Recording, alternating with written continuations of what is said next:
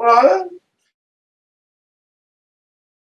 Yahusha's always speaking to his children, and he wanted, I think, I was listening to his voice in me, and he was the one that was guiding me to just bring this up. One of the texts that really always intrigued me was, and it's not well understood by Christians, and that is that when he was entering the city of Jerusalem, it was obviously around the 10th day of the Hebrew calendar when the lamb was being selected in the spring, and the lamb has to be selected on the 10th day of the first month, and that was the day of his triumphal entry, and he was riding on the foal, or on a donkey, a young donkey that had never been ridden on, and he was going into Jerusalem, and all the people were saying baruch, haba, bashem, Yahuah, which means blessed is the one who's coming in the name of Yahuah,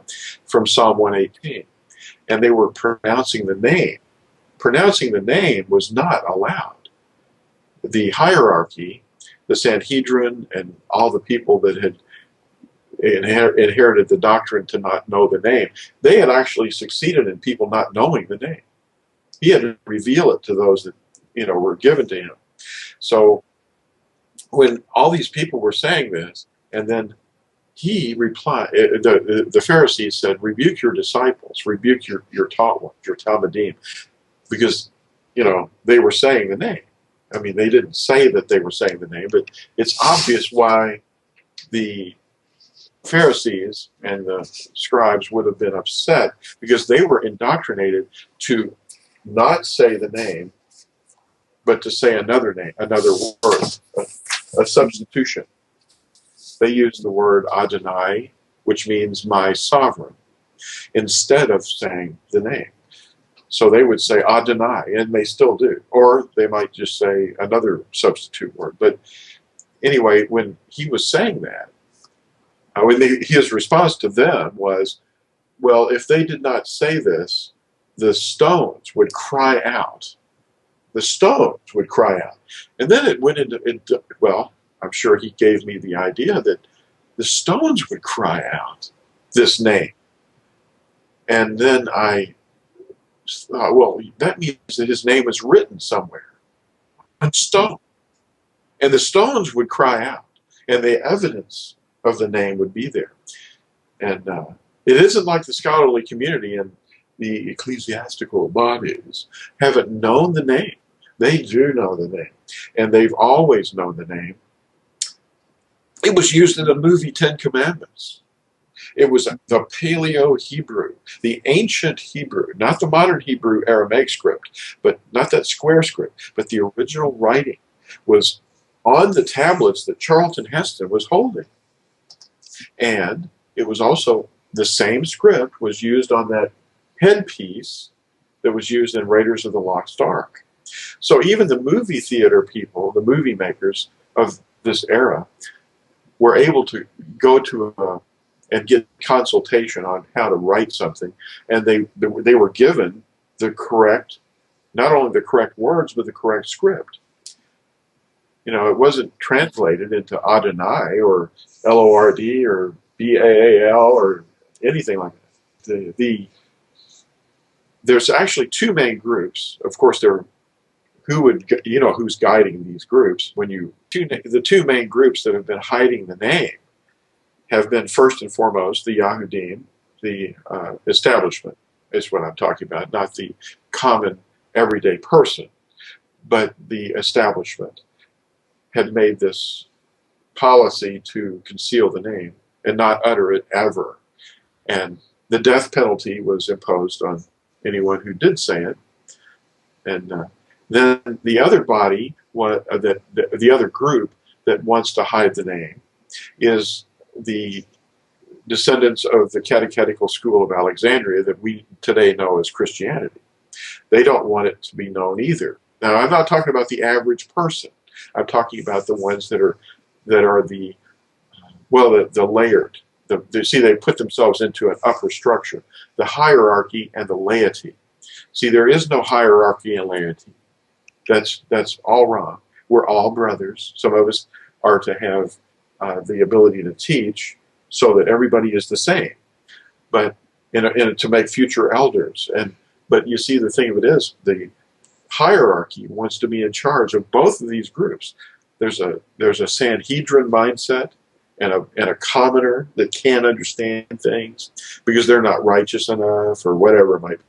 And then there's the Catholic side of it, or the Christian side of it, which makes a hierarchy of, a select elite group. They're elite minded. And then there's the people, which is the word laity. Laity just means people, the common people. Well, laity is everyone, really.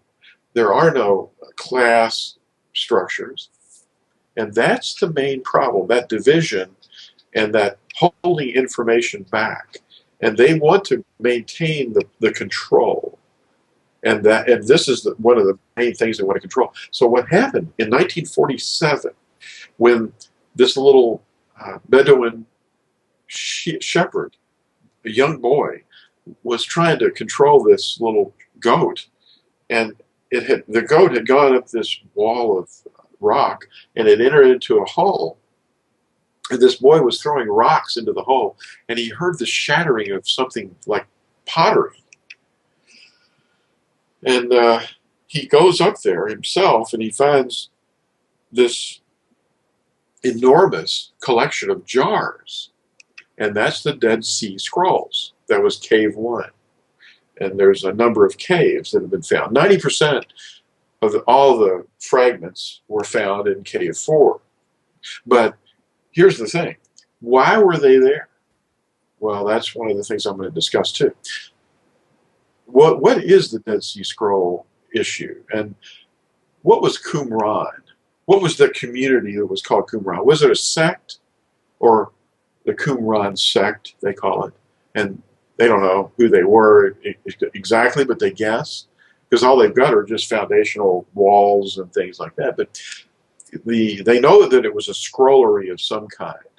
Well, what was really going on was they didn't want to throw the name away, so people would take a document that they'd written the name on, let's say a piece of paper, a letter, a contract, or anything, and they would find the name written on it, this name right here, and it may have been written in Aramaic, and they would tear the thing off and put it in a place so that they wouldn't throw it away, so that it wouldn't be discarded and burned or mixed in with something yucky, So they would collect all these things, and they had this procedure, and these things were taken away for, obviously, for centuries.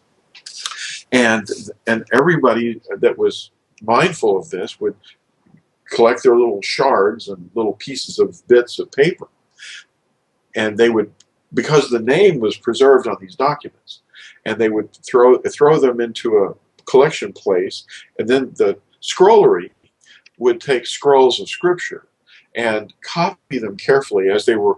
A scripture would wear out, and they would carefully copy them. That was what was going on at Qumran.